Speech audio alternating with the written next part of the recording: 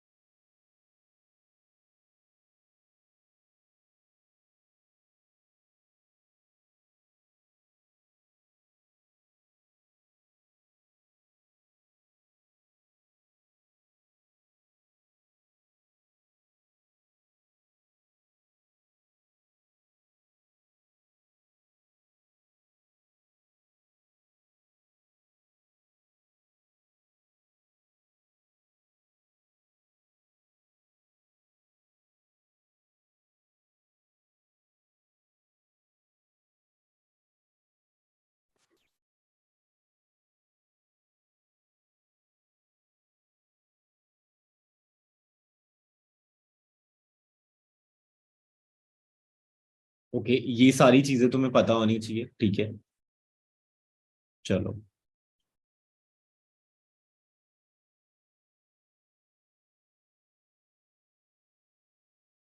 चलो मैं पोल स्टार्ट कर रहा हूँ।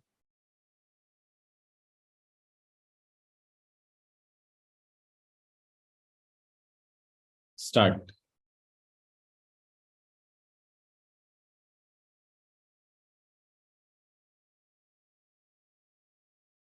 पोल स्टार्ट कर दिया, व्हाट्सएप पे स्टार्ट करो।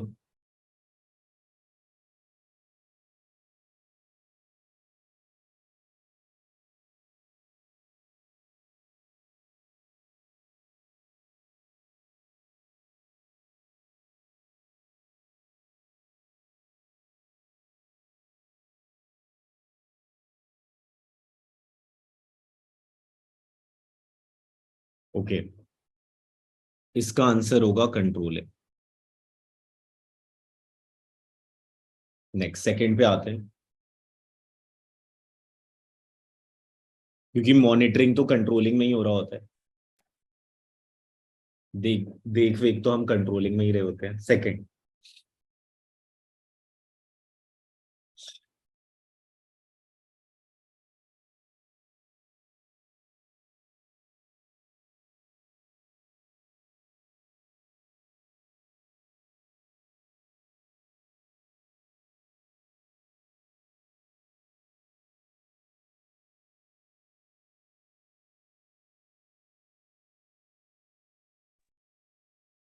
इसका आंसर मेथड स्टडी था ना शायद।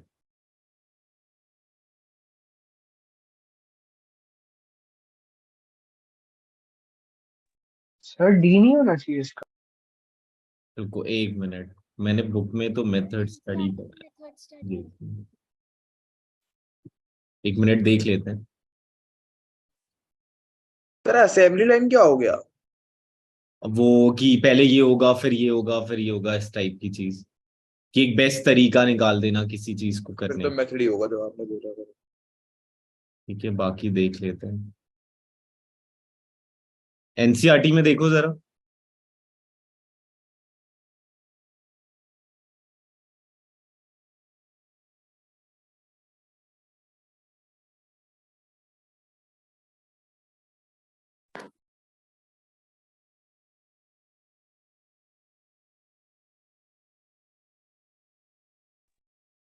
सर एनसीईआरटी के अंदर मेथड स्टडी में लिखा है।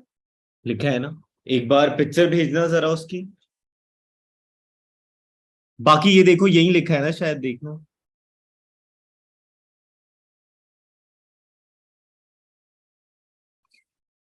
यही वाला है ना, Taylor device the concept of assembly line by using method study. ठीक है।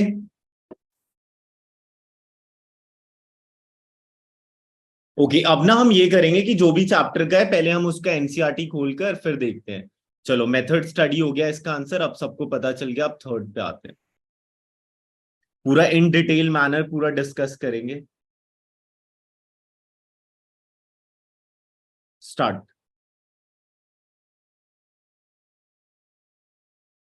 और इज्जत से मतलब एक ऑप्शन टिक कर दिया, बस उस पे लिमिट रहो, ठीक है। एक बार हो जाना है फिर हो जाना है। ऑनेस्ट इतना रहो, ठीक है। कोई नहीं देख रहा तुम्हें कि तुम कितने इंटेलिजेंट हो।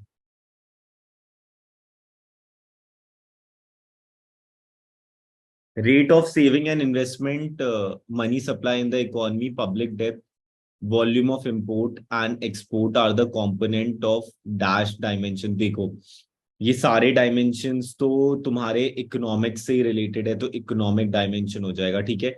जब भी मैक्रो लेवल की बात हो जाएगी ना, तो उसे तुम मान लेना इकोनॉमी का, इकोनॉमिक का, ठीक है। जब भी माइक्रो लेवल की बात होगी ना, तो तुम उसे सोशल मानना, ठीक है। मेरे हिसाब से इतना रहता है, ठीक है। जब भी इंडिविजुअल के बिहेवियर की बात हो रही है, तो वो सोशल मानना। और जब भी मैक्रो लेवल की बात हो रही होगी, तो इकोनॉमिक मानना। जब भी गवर्नमेंट की पॉलिसीज की बात हो रही होगी, गवर्नमेंट ने ये इनिशिएटिव लिया, ठीक है, उस इनिशिएटिव के इम्पैक्ट क्या हो रहे हैं वो इकोनॉमिक हो जाएगा। जो इनिशिएटिव लिया वो आपका हो जाएगा पॉलिटिकल, जिस पार्टी ने लिया। और लीगल हो जाएगा कि हर किसी को मैंडेटरी मानना ही मानना है, कोई एक्ट वैक्ट आ जाएगा, ठीक है। इसका आंसर तो इकोनॉमिक है। और थ्रिफ्ट मतलब सेविंग होता है।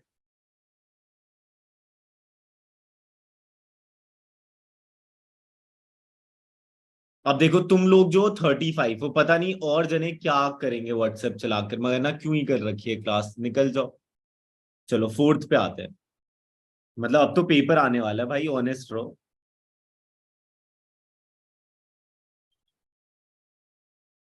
स्टार्ट।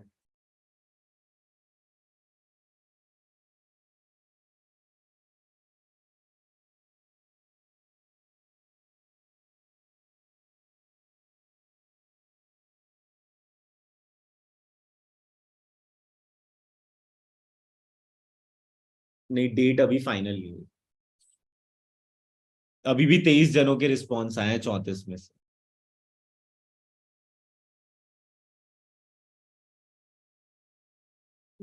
ओके,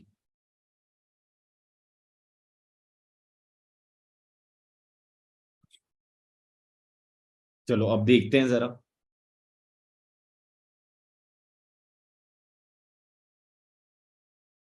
मतलब फिर ऐसे ऐसे क्वेश्चन आएगा तो फिर हम पढ़ते भी जाएंगे ना उससे रिलेटेड सारी चीज।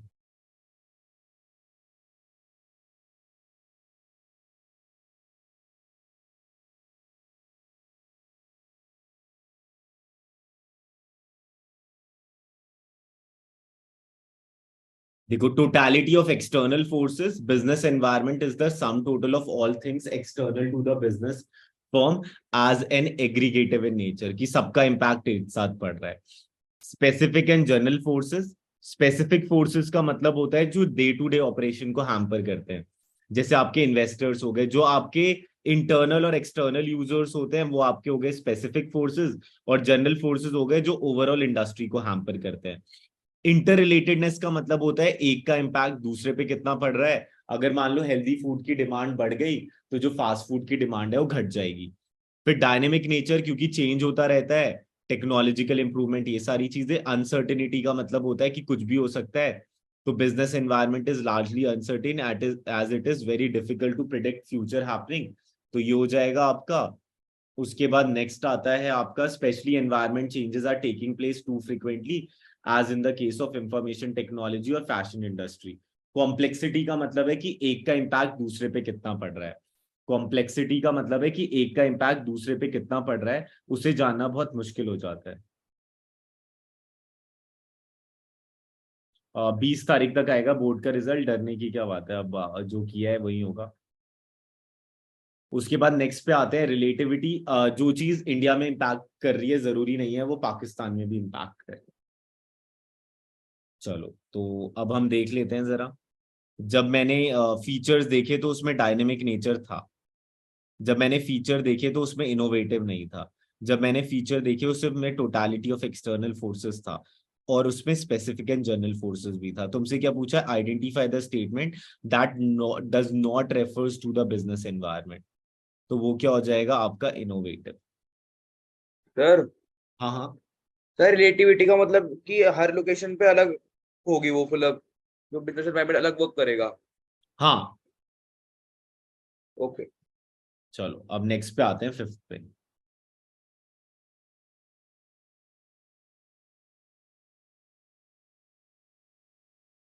Start.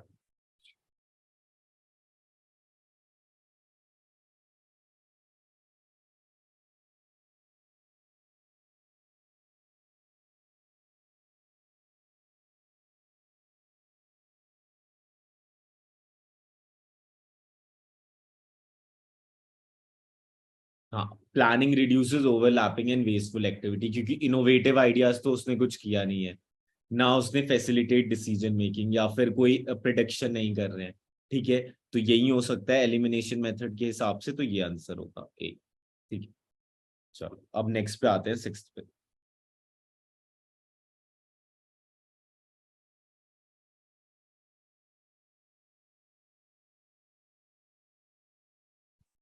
In a manufacturing concern, division of work into key function will include production, purchase, marketing, accounts, and personnel.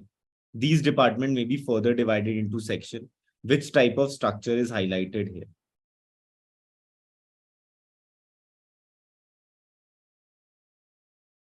Functional structure, क्योंकि डिविजनल में ना प्रोडक्ट स्पेशलाइजेशन की बात होती है।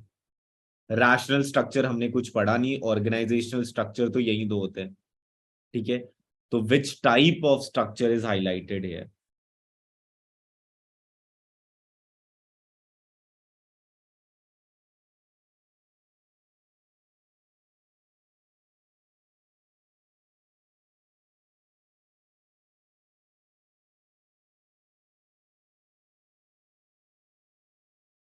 चलो नेक्स्ट पे आते हैं, बी हो गया उसका आंसर। नेक्स्ट पे आते हैं, सेवेंथ पे। आज हमें 30 क्वेश्चंस करने हैं।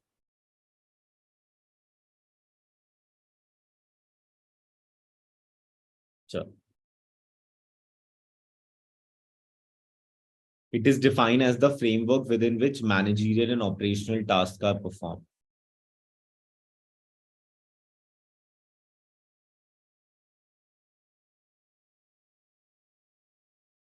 It is defined as the framework within which managerial and operational tasks are performed. Identified.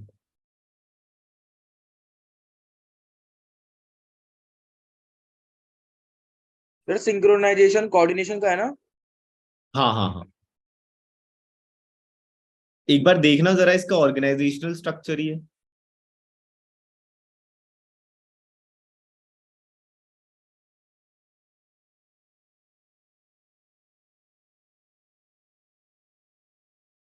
Sir वही होगा, स्पैन ऑफ मैनेजमेंट तो कितने लोग काम कर सकते हैं वो होता है, बाकी सब अलग अलग फॉर्मल हो नहीं सकता, डेलीगेशन मतलब काम बांटना होता है। तो ऑर्गेनाइजेशन। Organisational structure. ऑर्गेनाइजेशनल ही लग रहा है इसका। हाँ, बाकी एक बार नेट पे देखना यही है या कुछ और है। यही है, ऑर्गेनाइजेशनल ही है सर। और कोई का तो अगर डेफिनेशन भी पुट करे तो सेंस ही नहीं बन रहा। ठीक है ठीक है। ओके, देखो, अगर आप एक प्रोडक्ट से डील करते हो ना तो फंक्शनल स्ट्रक्चर होता है, और अगर आप मल्टीपल प्रोडक्ट से डील करते हो तो डिविजनल स्ट्रक्चर होता है। जैसे अगर आप एक प्रोडक्ट से डील कर रहे हो तो उसका मार्केटिंग हेड होगा, उसका डिपार्टमेंट, उसके अलग अलग डिपार्टमेंट्स होंगे, ह्यूमन रिसोर्स और ऐसे। और अगर मान लो टाटा जैसी कंपनी की बात करो तो टाटा के सॉफ्टवेयर का अपना एक फिनेंस हेड होगा, अपना एक मार्केटिंग हेड होगा, तो मार्केटिंग वाला बस टाटा के सॉफ्टवेयर के बारे में सोच रहा होगा।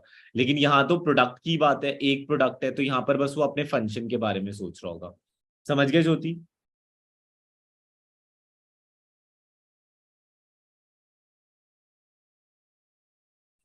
चलो अब आते हैं एट्थ पे। एलिमिनेशन मेथड लगाना अच्छे से हो जाएगा।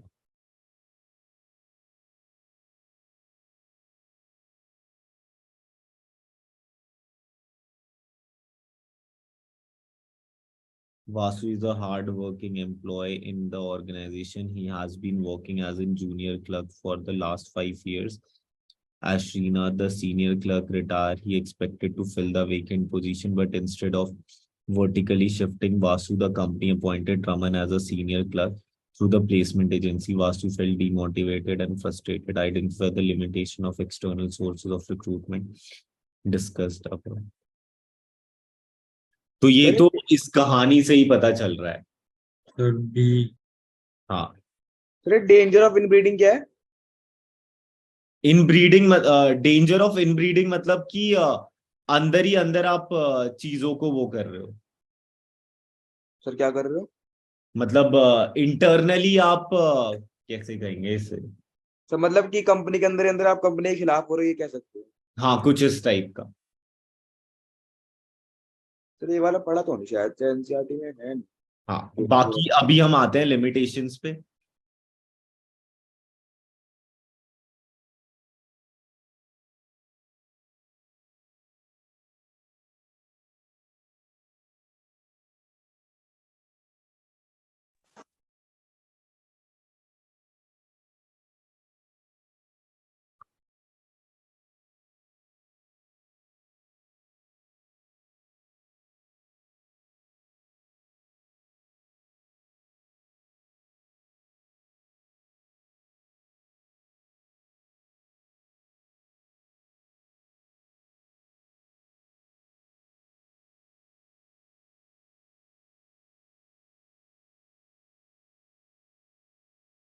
हाँ, ये रे limitation. When vacancies are filled through internal promotion, the scope of induction of fresh talent is reduced. Hence, the complete reliance on internal recruitment involve danger of inbreeding by stopping infusion of new blood into the organization. तो ये वाला हो सकता है. The employees may become question में external पूछा है. external के limitations. Yes sir. ओके, अच्छा दोनों के ही देख लेते हैं तो फिर दिक्कत नहीं होगी. बाकी एक बार ये देखो कि मैरिट सबको पता है. एम्प्लॉयज उसका पोल्ड हो जाते हैं, पर पता. देखते जाना, किसी को कोई दिक्कत होगी किसी पॉइंट.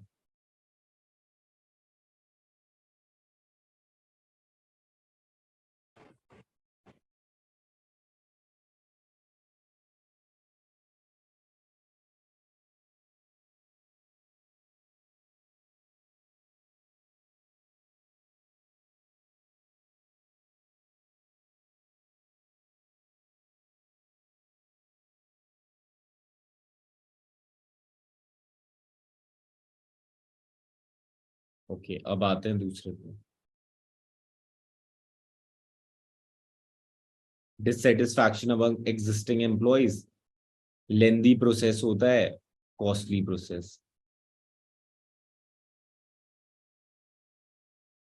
हाँ, तो यही है. चलो अब 9th पे आते हैं.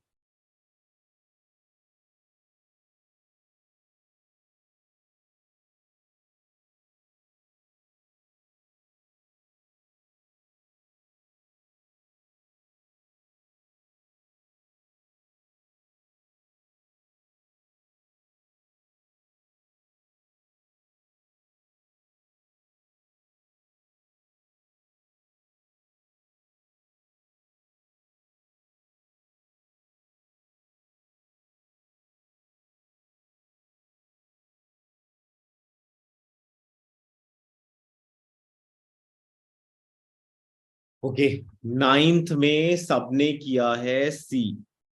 Controlling function of an organisation is that both forward and backward and forward looking. ठीक है, सी होगा इसका. चलो अब 10th पे आते हैं.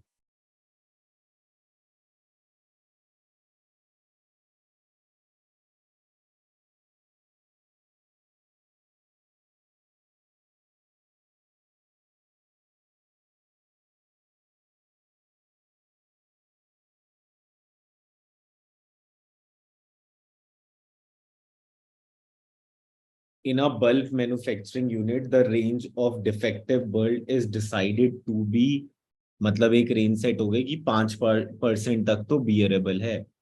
any deviation that goes beyond the permissible limit of defect is to be brought to notice of super. तो 5% हो गया management by exception. तो identify the concept of one of the functions of management highlighted here. तो control by exception ही लग रहा है, ठीक है। बाकी एक बार कंट्रोलिंग फंक्शन देखते हैं जिससे कि अच्छे से हो जाए। कंट्रोलिंग फंक्शन में बस एनालाइजिंग डेविएशन देखेंगे।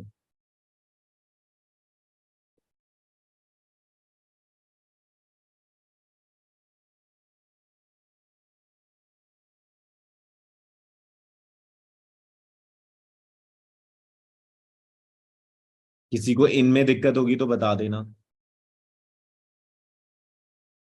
चलो अब एनालाइजिंग डेविएशन की बात करते हैं। Some deviation in performance can be expected in all activity. It is therefore important to determine the acceptable range of deviation. तो यहाँ पर acceptable range of deviation जो थी वो 5% थी। Also, deviation in key areas of business need to be attended more urgently as compared to deviation in certain insignificant area. Critical point control. So control and the management by exception should be used by a manager in this regard. Critical point control, it is neither economical nor easy to keep a check on each and every activity in an organization. Control should therefore focus on key result areas which are critical to the success of an organization. So the key result areas are set as a critical point. If anything goes wrong at the critical point, the entire organization suffers. For instance, in a manufacturing organization, an increase of 5% in the labor cost may be more troublesome than 15% increase in postal charges. So management by exception, which is often referred to as control by exception, is an important principle of management control based on the belief that an attempt to control everything result in controlling nothing. So significant deviation which go beyond the permissible limit should be brought into the notice of the management. Thus, if the plans lay down 2% increase in labor cost as an acceptable range of deviation in manufacturing organization, only increase in labor cost beyond 2% should be brought to the notice. However, in the major deviation from standard, say 5%, the matter to receive immediate action of management priority basis. So the box below highlight the advantage of critical point control and managerial by exception. तो managerial by exception को control by exception भी कहते हैं. After identifying the deviation that demand managerial attention, these deviation need to be analyzed for their causes. Deviation may have multiple causes for their origin. These include unrealistic standards, defective process, inadequacy of resources, structural drawbacks, constraint, and environmental factors. Beyond the control of the organization, it is necessary to identify the exact the exact cause of deviation, failing which an appropriate corrective action might not be possible. The deviation and their causes are then reported and corrective action taken at an appropriate level. Advantages of critical point control and management by exception. When a manager sees critical point and focuses on attention on significant deviation which cross the perishable limit, the following advantages accrue. It saves the time and efforts of manager as they deal with only significant deviation. It focuses managerial attention on important areas. Thus, there is better utilization of managerial talent. The routine problem are left to the subordinate. Management by exception thus facilitate delegation of authority and increases morale of the employee. It identify critical problem which need timely action to keep the organization in a right track. ठीक है, किसी को कोई दिक्कत जो मैंने read किया, अगर दिक्कत है तो बताओ। सर ऐसा कुछ लिखा कि इन दोनों में से बेटर कौन है? नहीं, दोनों ही इंपॉर्टेंट है, बेटर का और वर्स्ट का तो कुछ है ही नहीं। But sir the thing is इसमें कुछ ज्यादा डिफरेंस तो है ही नहीं अगर हम क्रिटिकल पॉइंट ऑफ कंट्रोल में बोले और सेकंड वाला management by exception, so basically ज्यादा डिफरेंस तो है ही नहीं। नहीं, देखो जैसे डिफरेंस तो है, जैसे कि मान लो कोई मोमोज सेलर है, वो 1000 प्लेट्स मोमोज बेच देता है। उस 1000 प्लेट मोमोज में 10 उसने प्लेट मान रखे हैं कि अगर वेस्ट गए तो कोई दिक्कत वाली बात नहीं है, लेकिन अगर 10 के बियॉन्ड चला गया तो फिर क्रिटिकल पॉइंट कंट्रोल हो जाएगा। सो नहीं, क्रिटिकल पॉइंट ऑफ कंट्रोल में हम ये देखते हैं कि अगर हमारा बियॉन्ड लिमिट वेस्ट हाँ, हो रहा है, बियॉन्ड लिमिट। तो इसे तुम वो भी ले सकते हो, तुम जो तुमने वो पढ़ा है, मैनेज फ्लोटिंग। सर ये मैनेजमेंट बाय एक्सपेक्शन नहीं है, क्योंकि इसमें तो हम नहीं नहीं, लिमिट सेट। मैनेज फ्लोटिंग वो हमने नहीं पढ़ा इको में, फिक्स्ड फ्लोटिंग, मैनेज फ्लोटिंग। जो कंट्रोलिंग में आपने दो मेथड बताए हैं, हाँ हाँ उसमें हाँ, से ये वो थोड़ी है, सीपीसी थोड़ी है, तो वो है मैनेजमेंट बाय एक्सेप्शन। ये हो गया मैनेजमेंट बाय एक्सेप्शन। हाँ ये हो गया क्रिटिकल पॉइंट कंट्रोल, जब हाँ 11 प्लेट वेस्ट होने लगेगा। सर, हाँ हाँ, क्वेश्चन है उसका आंसर क्या है वैसे जो अभी था? तो इसका तो क्रिटिक ये कंट्रोल बाय एक्सेप्शन होना चाहिए, क्योंकि ऊपर तो उसी की डिवाइड हुई है, बात हुई है। Okay sir. ठीक है। हाँ, कोई कुछ पूछ रहा था, पूछो पूछो।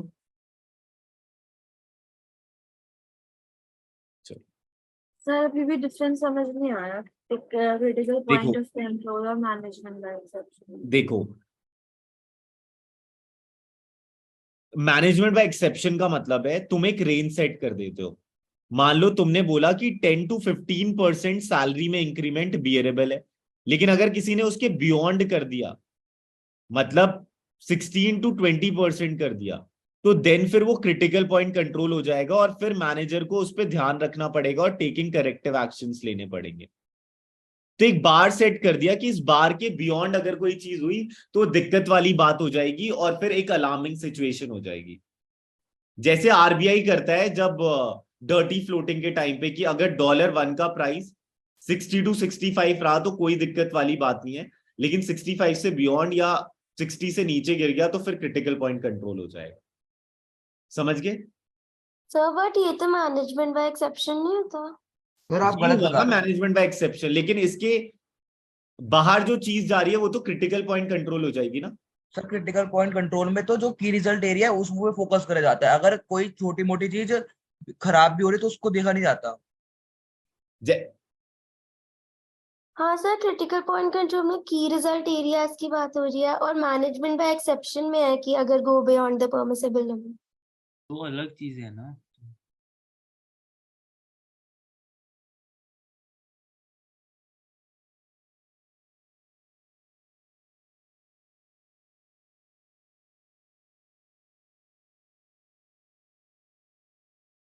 मेरे को सर लिखा हुआ है ना 5% increase in labour cost motor बच्चे।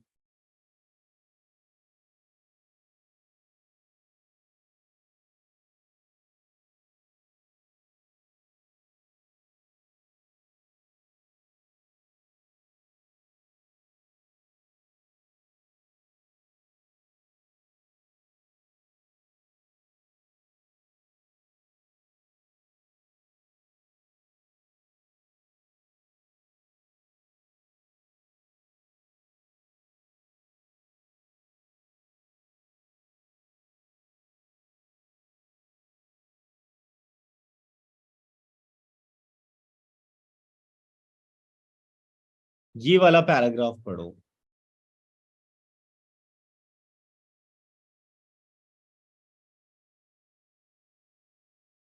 हाँ तो सर जो चीज बियॉन्ड लिमिट जा रही है उसमें तो मैनेजर एक्शन देना पड़ेगा, लेकिन वो क्रिटिकल पॉइंट कंट्रोल नहीं है ना, वो तो अलग हो गया।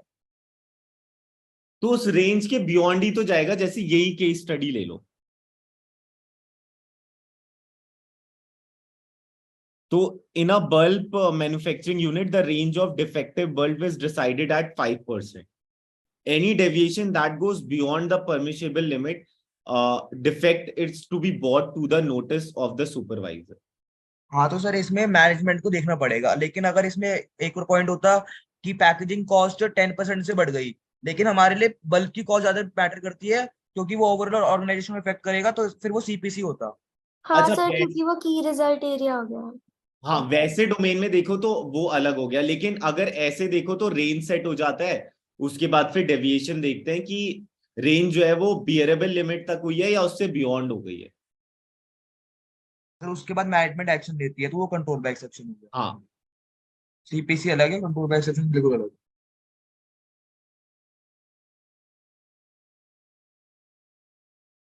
चलो अब 11th पे आते हैं।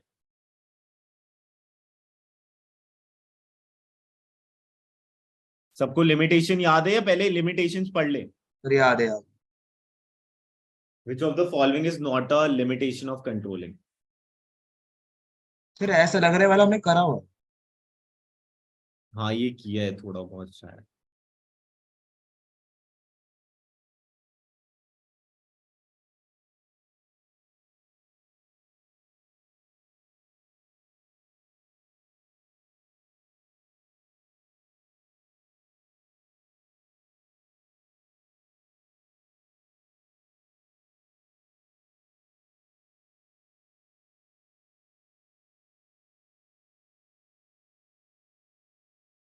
एक minute.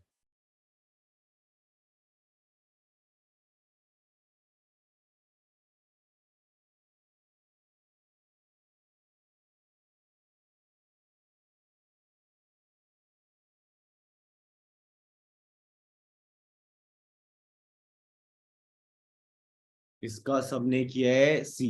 Ensuring order and discipline importance है। हाँ चलो। चलो अब 12th पे आते हैं।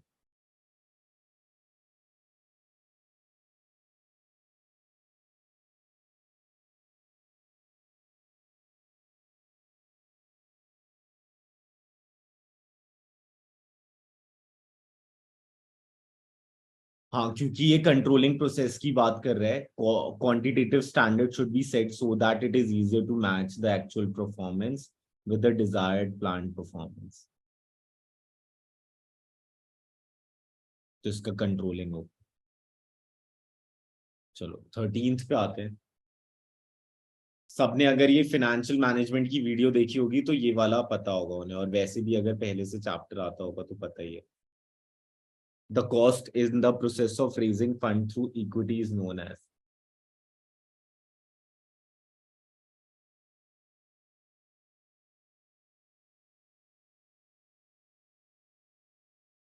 हाँ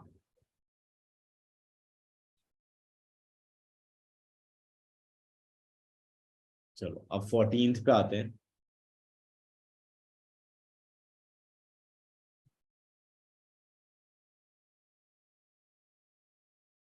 और अगर तुम एक पैटर्न देखो तो कुछ पैटर्न इस टाइप का दिख रहा है। अगर एक चैप्टर से क्वेश्चन है तो 3 क्वेश्चंस लगातार उस चैप्टर से पूछ रखे हैं, उसके बाद नेक्स्ट चैप्टर आ रहा है।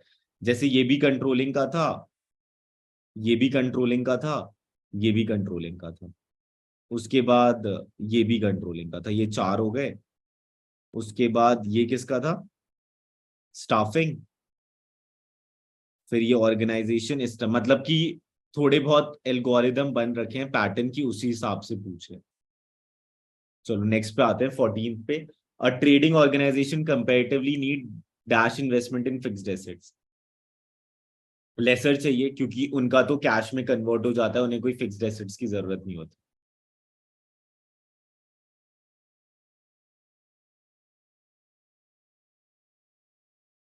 चलो अब 15th पे आते हैं। फिर 15 क्वेश्चन और बाकी है, उसके बाद फिर कल करेंगे। Start 15th।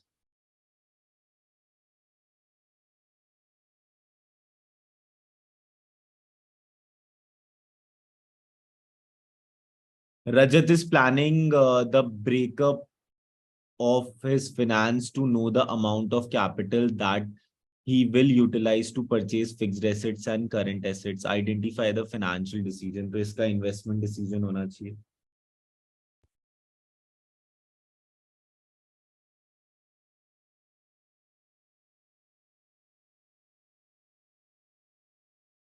Rajat is planning to break up his finance to know amount of capital he will utilize to purchase। ठीक है ठीक है। ओके 16th की बात करते हैं। जब भी फिक्स्ड एसेट्स की बात होगी, फिक्स्ड एसेट्स से रिलेटेड कोई इन्वेस्टमेंट डिसीजन की बात होगी तो इन्वेस्टमेंट डिसीजन हो जाएगा। Okay 6th, debt is normally does not cause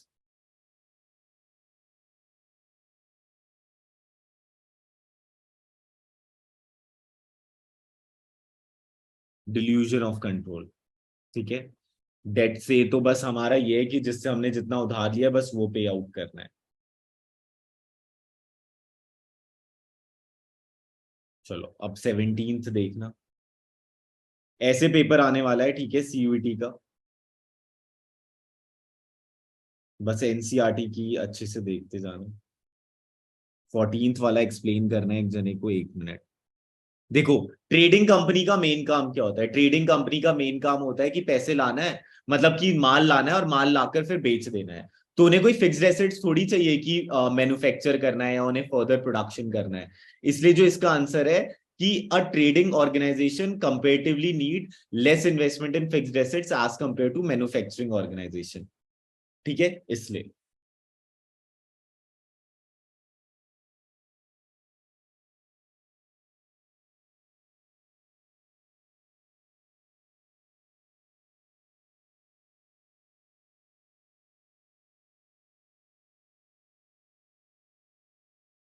okay, कहाँ गया? 17। Rohit has 500 shares of Ruchi Soya Limited. Ruchi Soya further issued 1 lakh equity share and offer Rohit to buy one more equity share for every 5 shares held by him. ये तो right issue हो जाएगा ना?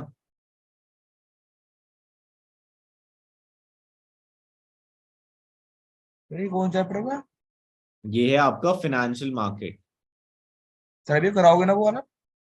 हाँ हाँ, अभी करवाना है। ये चलो वाला मैं सब। सबके मतलब बता देता हूँ। जब आप एग्जिस्टिंग शेयर होल्डर को, जब आप फ्रेश शेयर इश्यू करने जा रहे होते हो, उसे राइट देते हो कि आप, जब जो हम मान लो कि टाटा ने 10 शेयर्स इश्यू कर रखे हैं ऑलरेडी, अब वो 20 और शेयर्स इश्यू करने जा रहा है। तो टाटा जो है वो पब्लिक के पास पहले नहीं गया, पहले अपने एग्जिस्टिंग शेयर होल्डर के पास गया और उनसे बोला कि हम 20 और शेयर्स इश्यू कर रहे हैं, क्या आप लेना पसंद करेंगे? तो ये क्या हो जाएगा? Right issue. प्राइवेट प्लेसमेंट का मतलब होता है टाटा इंडिविजुअली हर जने के पास गया, मतलब जो भी, जिनको भी वो शेयर बेचना चाहता था, एग्जिस्टिंग की बात नहीं कर रहा मैं, जिनको भी वो शेयर बेचना चाहता था वो नए वाले, उनके पास लेकर गया और प्राइवेटली प्लेस किया, तो private placement. Offer through prospectus की एक बुकलेट बनाया और बुकलेट लेकर फिर वो प्रमोट कर रहा है कि हमारे शेयर्स ले लो। और ऑफर फॉर सेल का मतलब एक अंडर राइटर असाइन कर लिया और अंडर राइटर से बोला कि हमारे 20 शेयर है, तू इसे बिकवा दे, तुझे 10% कमीशन मिलेगा। तो ऑफर फॉर सेल हो गया। तो यहां पर क्या हुआ है? Rohit has 500 shares of Ruchi soya limited. अब Ruchi share soya limited further issue कर रही है 1 lakh equity shares and offer Rohit to buy one more equity share for every 5 share held by him. ठीक है, तो ये क्या हो जाएगा? मेथड ऑफ फ्लोटेशन कौन सा हो जाएगा? राइट इशू, जब एग्जिस्टिंग शेयर होल्डर को ऑफर करते हैं। किसी को कोई दिक्कत है इसमें तो पूछ लो। चलो अब 18th पे आते हैं। सर जो आईपीओ होता है, आईपीओ वो इसमें आएगा, इश्यू थ्रू प्रोस्पेक्टस। ये सब उसी के मेथड है आईपीओ के। अच्छा, आईपीओ तो इनिशियल पब्लिक ऑफरिंग ऑफरिंग हो गया, तो वो ई आईपीओ का पार्ट हो जाएगा।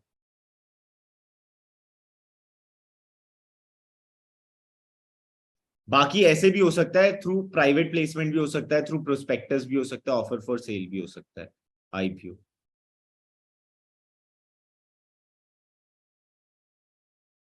Beneficial owner account with a depository participant for holding and transfer of securities is also known as demat account. हाँ, चलो अब 19th की बात करते हैं।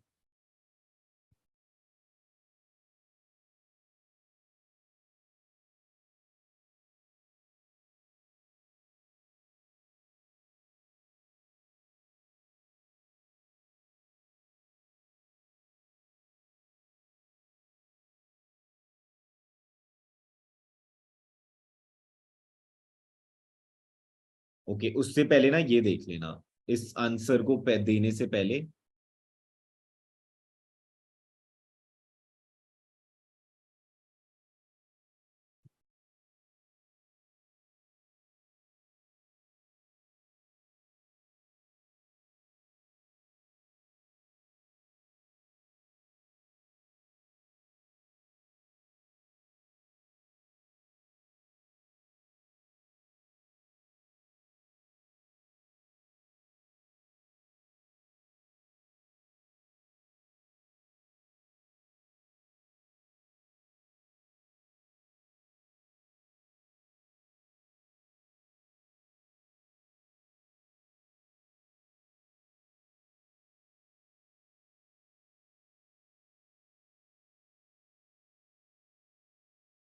हाँ ये who can file a complaint under Consumer Protection Act 2019? A consumer, a voluntary consumer association registered under any law for the time being in force, the central government or any state government, the central authority, one or more consumer where there are numerous consumers having the same interest. In case of death of a consumer, his legal hire or legal representative. In case of consumer being a minor, his parent or legal guardian. Against whom a complaint can be filed. In case of any defective goods supply, a complaint can be filed against the manufacturer or seller or dealer. For any deficient services rendered, a complaint can be filed against the provider of services. ठीक है, अब इसका answer दो जरा.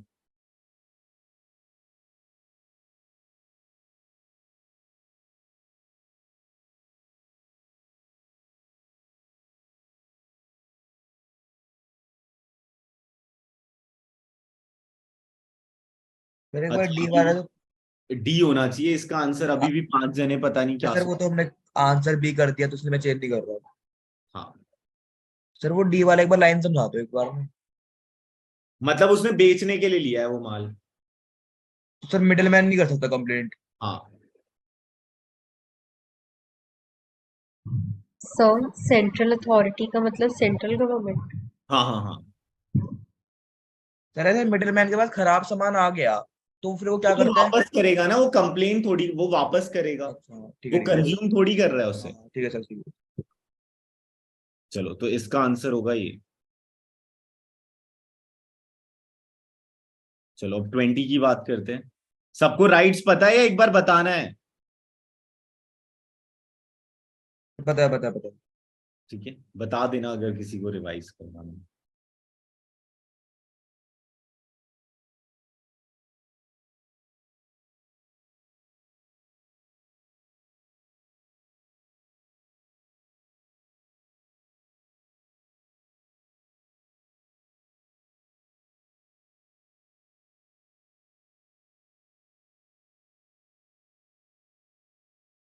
Sir but ये right to choose change होके right to be assured नहीं हो गया था? हाँ, हाँ, हाँ. बाकी एनसीईआरटी में अभी देख लेंगे. बाकी सबने क्या किया है, राइट टू चूज. ठीक है, चलो एक बार देख लेते हैं.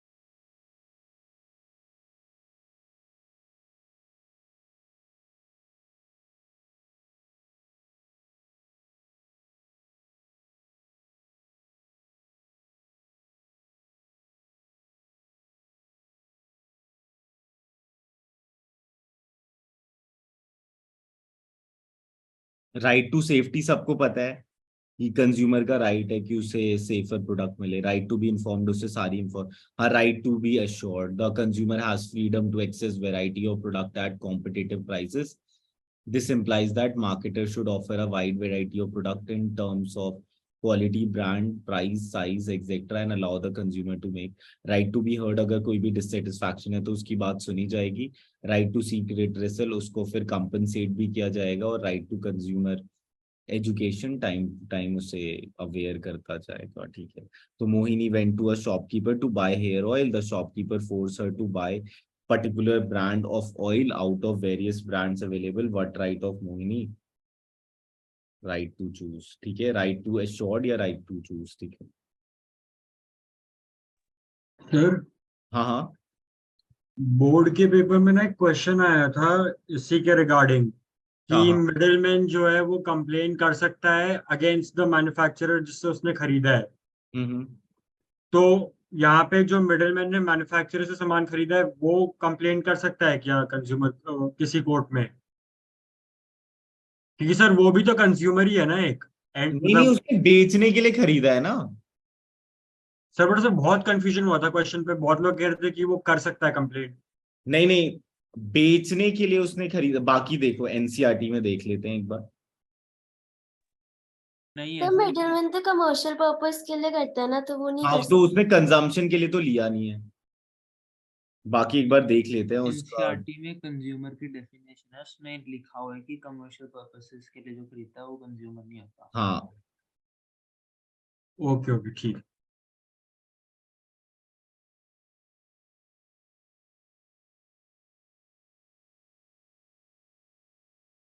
वैसे एनसीईआरटी में कहाँ लिखा है कि कौन कौन कंप्लेन कर सकता है, पेज याद है किसी को? सर कंज्यूमर प्रोटेक्शन एक्ट करके है टॉपिक, उसके अंदर 2019 है, उसमें पूरा बहुत लंबा लॉ का क्लॉज लिखा हुआ है। स्टार्टिंग में ही है इसके? स्टार्टिंग में नहीं है, राइट्स के बाद है।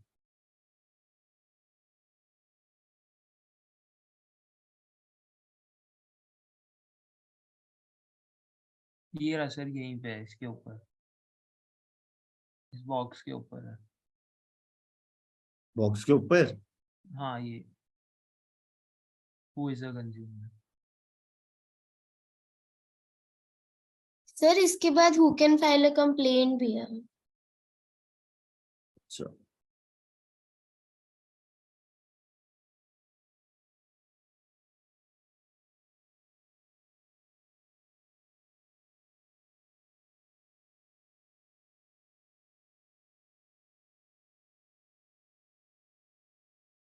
ये मार्क देख लेना जरा।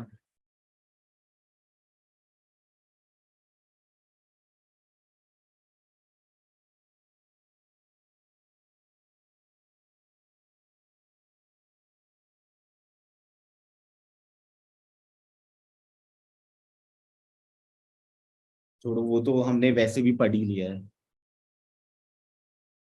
बाकी ये इसका एसएस ले लो जिसको दिक्कत है।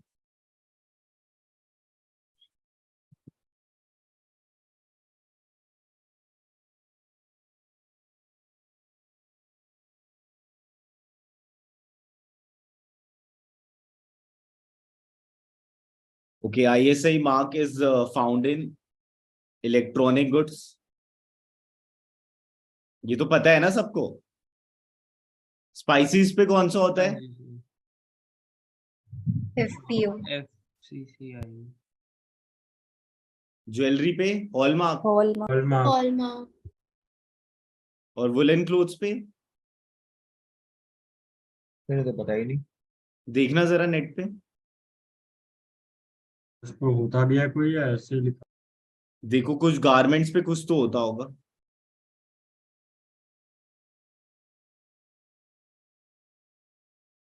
है कुछ नेट पे?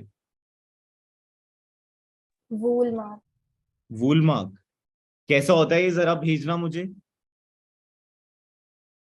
अच्छा, मगर ना नेट पे ही देखता हूँ ना वूल मार्क। वॉलमार्क।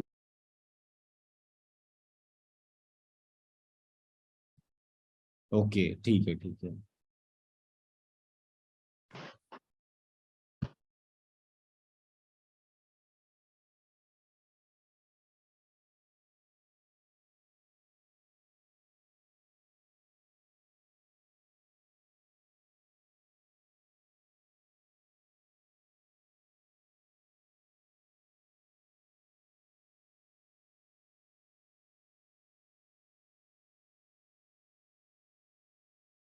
सर जो एनसीईआरटी में दे हैं उनके बाहर से तो नहीं आएंगे ना? हाँ हाँ, वैसे तो दे रखा है, ये देख लेते हैं। देख लो जरा।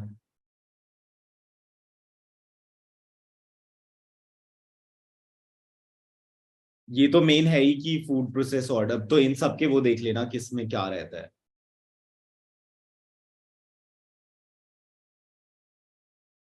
सर इको मार्क किस लिए होता है? इको मार्क,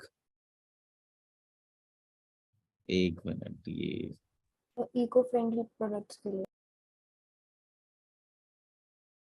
ठीक है, इको फ्रेंडली वही ना, प्लास्टिक और वो सब यूज नहीं हो रहा है इस टाइप का।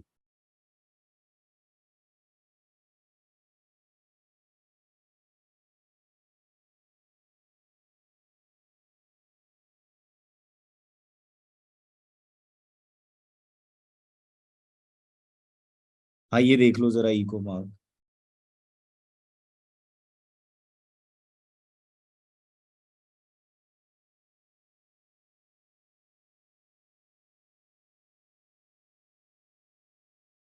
अच्छा यही 7 है वैसे।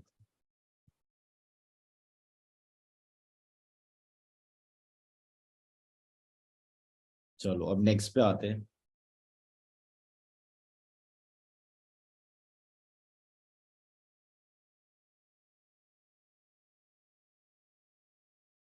Twenty two.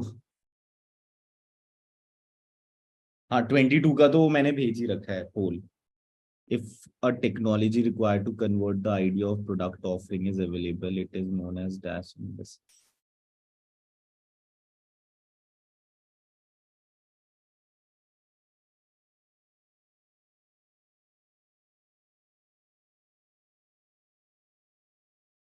ठीक, कौन चैप्टर का है? ये एंटरप्रेन्योरशिप का, एक बार देखना जरा इसका आंसर क्या है। टेक्निकल और फाइनेंशियल में से कुछ है। सर कमर्शियल का क्या मतलब है? कमर्शियल गिवन है। सर इसका आंसर तो टेक्निकल है लेकिन कमर्शियल का क्या मीनिंग होता है? फिर कमर्शियल मतलब में बेचने के लिए यूज हो सकता है, नहीं कुछ इस टाइप का। तो सर फिर इकोनॉमिक एंड कमर्शियल में क्या डिफरेंस है?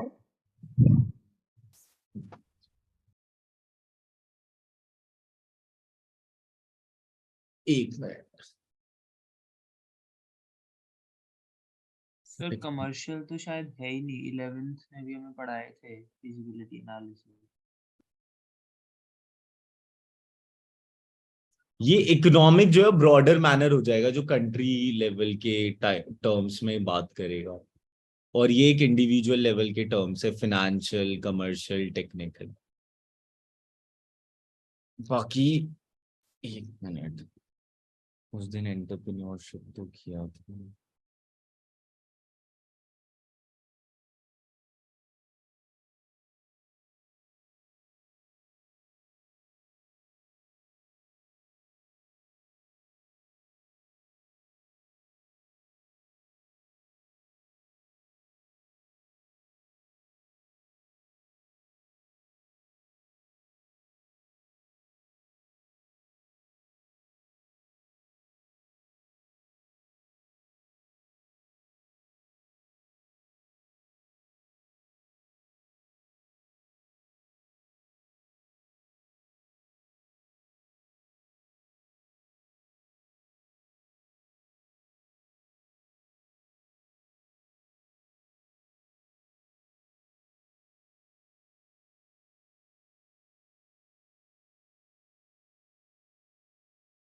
ये ना, the product offering idea must be technically feasible, that it should possible with the available technology to convert the idea into reality.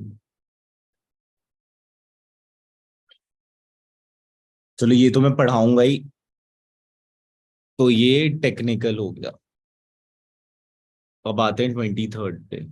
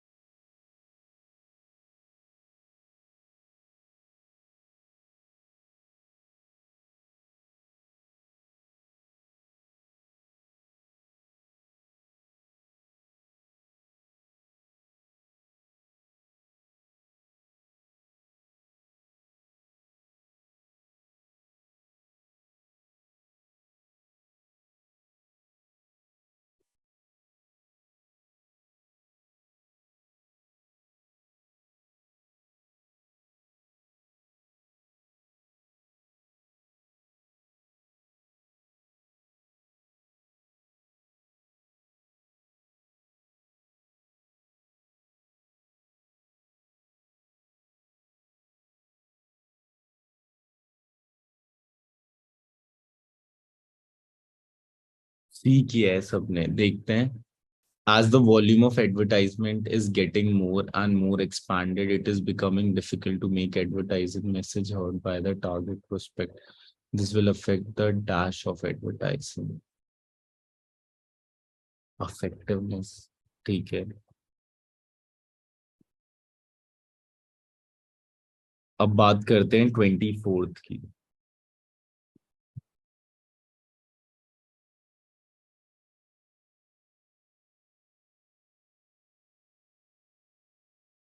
The part of a brand which can be recognized but cannot be utterable is called. Trademark होना चाहिए ना इसका. Sir brand mark होगा ना. Brand mark को तो बोल भी सकते हैं. ब्रांड नेम को बोल सकते हैं, ब्रांड मार्क को नहीं नहीं नहीं नहीं, इसका ट्रेडमार्क ट्रेडमार्क इसका ट्रेडमार्क तो लीगल प्रोटेक्शन हो गया ना. तो अटरेबल थोड़ी रहता है वो. Sir brand mark, sir trademark होना होगा इसका. सर ट्रेडमार्क होता है लीगल प्रोटेक्शन के लिए, ब्रांड तो मार्क ये विजिबल होता है. एनसीईआरटी में ब्रांड मार्क की डेफिनेशन ही है कि can be recognised but can not be utterable. Sir brand name utterable हो सकता है, ब्रांड मार्क अटरेबल सर उसका नाम ही मार्क है, मार्क कैसे बोलोगे आप? सर ट्रेडमार्क ना तब बोला जाता है जब वो रजिस्टर्ड हो. क्वेश्चन में मैं यस सर, जब लीगल प्रोटेक्शन लिखा हो तब ट्रेडमार्क होगा ना. तो शायद सुभाष दे में कुछ और है क्या फिर. ट्रेडमार्क तो सर लीगल प्रोटेक्शन के लिए हो जाएगा, वो तो अलग ही कंटेक्स्ट है, इसका कोई रिलेशन ही नहीं है इसके साथ. नहीं सर, मैं सुभाष से पढ़ता हूँ, उसने भी इसका आंसर ब्रांड मार्क किया है. अच्छा एक मिनट, ठीक है. गुड.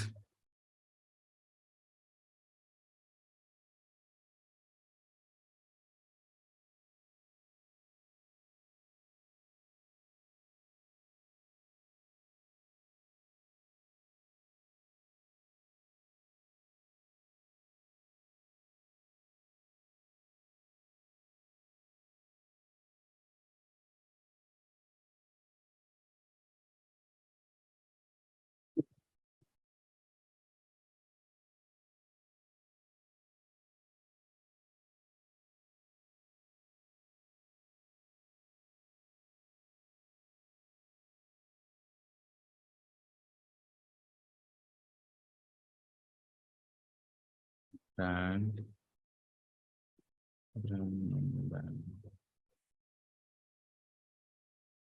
Okay okay.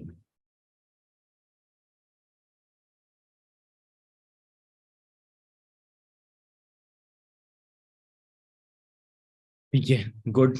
ट्रेडमार्क होगा, वो ब्रांड मार्क होगा. ठीक है चलो ओके. चलो अब 25th पे आते हैं.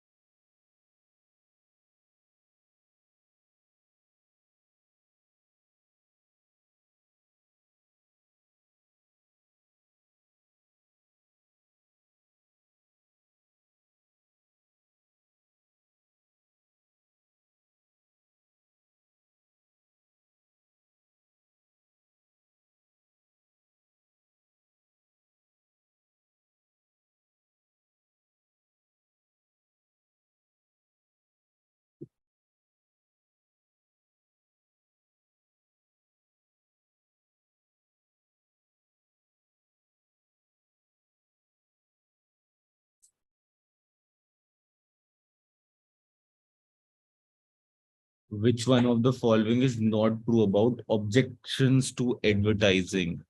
Most of the students ने B किया है. सर बी तो हो ही नहीं सकता, इकोनॉमिकल होता है वो.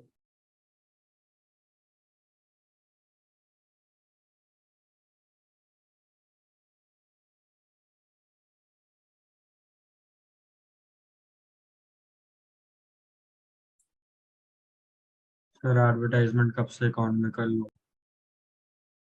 एनसीईआरटी में दे रहे.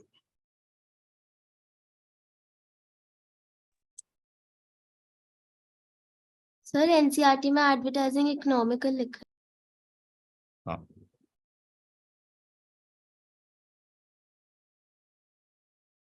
क्योंकि वो वन टाइम इन्वेस्टमेंट होती है. हाँ मतलब एक ही एड सबको चला गया. ऊपर होगा ये तो.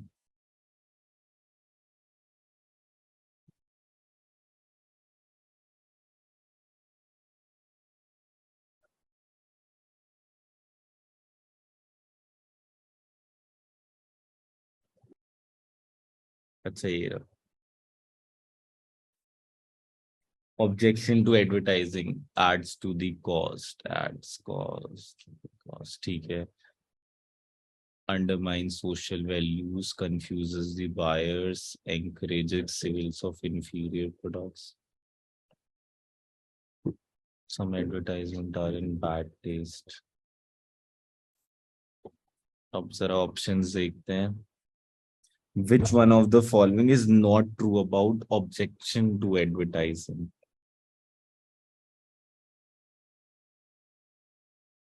Confuses the buyer तो था. Does not distinguish between superior and inferior products. Advertising undermines social values and promote materialism.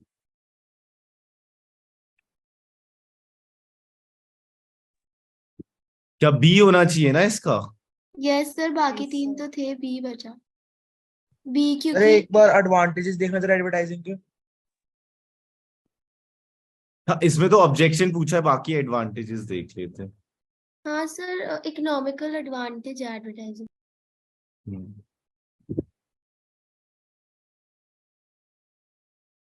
Ads to the cost, ठीक है. जैसे आईपीएल में अगर कोई ऐड कर रहा है तो फिर वो कंज्यूमर से ही लेगा पैसा. तो undermines social values, confuses the buyer, encourages sales of inferior, some advertisement are in bad taste. ठीक है.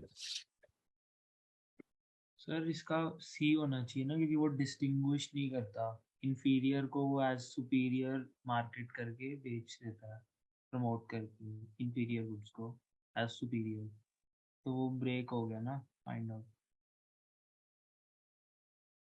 तो उन्होंने भी तो यही लिखा है ना क्या?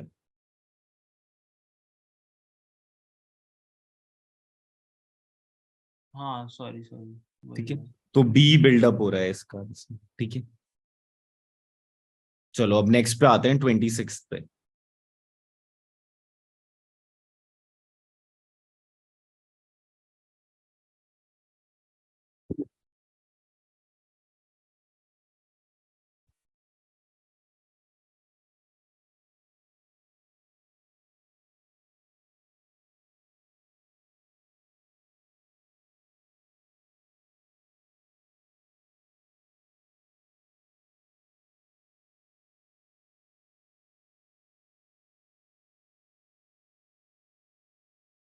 हाँ, इसका सोशल एंड लीगल था, ये डिस्कस भी हुआ था.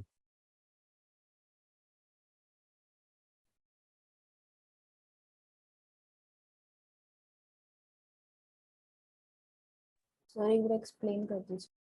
हाँ देखो, the economic survey 2019 suggests that psychological studies can be used in the realm of tax compliance. It is in favor of using religious norms such as dying debt is a sin to improve tax compliance. तो देखो, tax जो है वो एक legal procedure हो गया, एक legal activity हो गई टैक्स. तो लीगल एक्टिविटी तो होना ही था, प्लस दो दो के कॉम्बो बिल्डअप करने हैं. तो इकोनॉमिक तो हो नहीं सकता ये, ना ही टेक्नोलॉजिकल हो सकता है. और रिलीजियस मैनर की बात कर दी, मतलब कल्चरल डोमेन में कोई बात हो रही है, तो इसलिए इसका सोशल भी हो जाएगा. समझ गए? Yes sir. Okay. Planning is decided in advance what to do and now how to do. Sequence steps to make the process of planning. 27.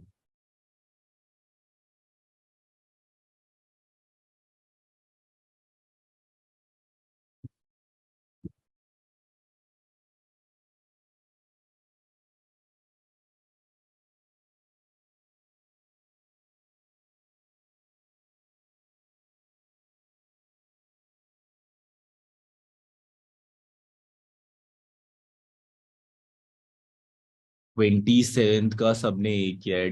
Planning decided in advance what to do and how to do. Sequence of steps to make the process of planning. Okay. Setting objective, developing premises, developing, identifying alternative course of action, evaluating alternative course of action, selecting an alternative, implementing the plan, follow up action. ठीक है. हाँ, तो सबसे पहला तो यही होता है, setting objective, developing premises, identifying alternative course of action, evaluating alternative course of action, selecting an alternative, implementing the plan, follow up action. ठीक है, अब आते हैं 28th पे। प्रोसेस बहुत इंपॉर्टेंट है, रट्टा मार लेना प्रोसेस को। चलो अब 28th, ये ऑर्गेनाइजिंग का हो गया। Identification and division of work, departmentalisation, सीधा इसका बी बिल्डअप हो रहा है, बाकी सबके ए बी और डी गिवन है। सबसे पहले identification and division of work होता है, और ये जरूर देख लेना सिक्वेंशियल गिवन है या फिर आपको डिसेंडिंग ऑर्डर में गिवन है, इस टाइप का।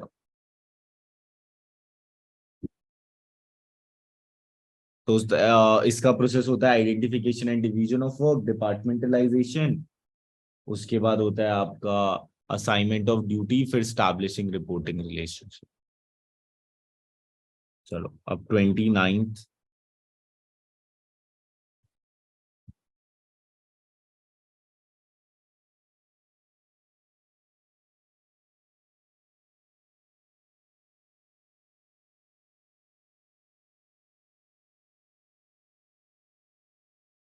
ट्वेंटी सिक्स को रिएक्ट में, एक मिनट, एक जने ने 26 पूछा है फिर से। देखो, economic survey 2019 suggest that the psychological study तो किसी इंडिविजुअल लेवल पे ही होगी, मतलब किसी इंडिविजुअल का देखेंगे तब जाकर एग्रीगेट बिल्डअप होगा। तो यहाँ पर एक सोशल डोमेन में तो बात हो ही रही है, सोशल डोमेन में बात हो रही है, तो सोशल ऑब्जेक्ट मतलब वो सोशल वाला तो हो ही जाएगा चीज, social dimension can be used in the realm of tax compliance. Tax compliance एक लीगल प्रोसीजर है, मतलब लीगल एस्पेक्ट है जो देना ही देना है। It is in favour of using religious norm as dying debt is sin to improve tax compliance, identify the related dimension of business environment. तो सोशल और लीगल, समझ गए समझ गए।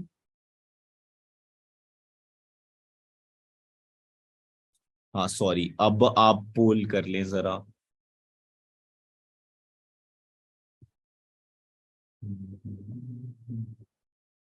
29th का सारे स्टूडेंट्स ने किया है B, identify the correct sequence of staffing process. सबसे पहला होता है एस्टिमेटिंग मैन पावर रिक्वायरमेंट, फिर होता है इसमें क्या है, the number and types of human resource available and required where, हाँ ठीक है। फिर हो जाएगा वो, हाँ ठीक है, रिक्रूटमेंट,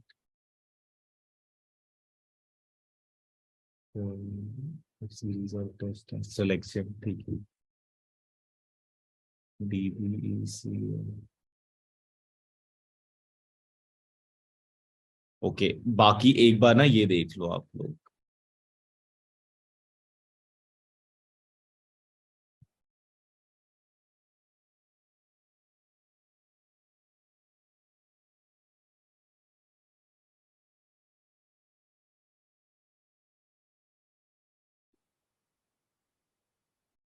सही था तो यार।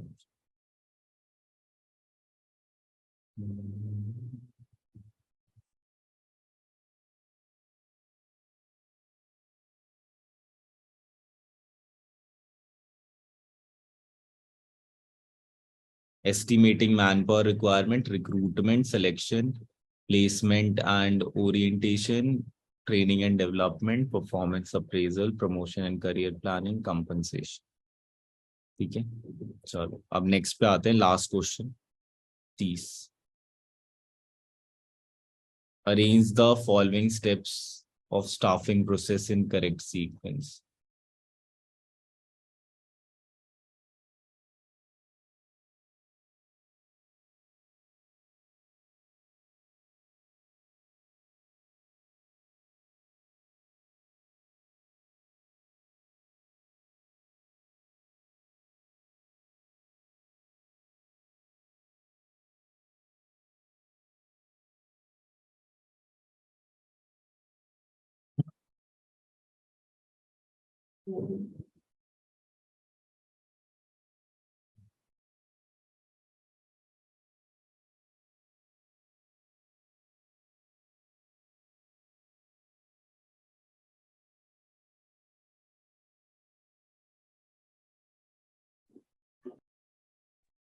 हेलो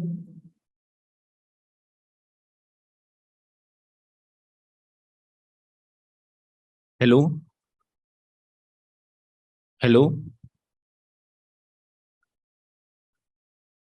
नहीं नहीं नहीं, अभी हो रही है, नहीं नहीं अभी हो रही है, हो रही है। हाँ, ठीक। कुछ काम है? परफॉर्मेंस ट्रेनिंग एंड डेवलपमेंट, फिर हो रहा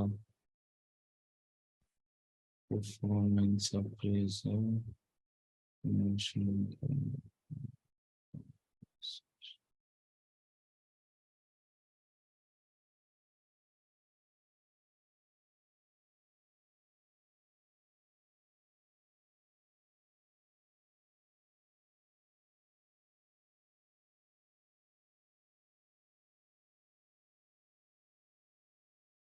हाँ सी होगा इसका, ठीक है।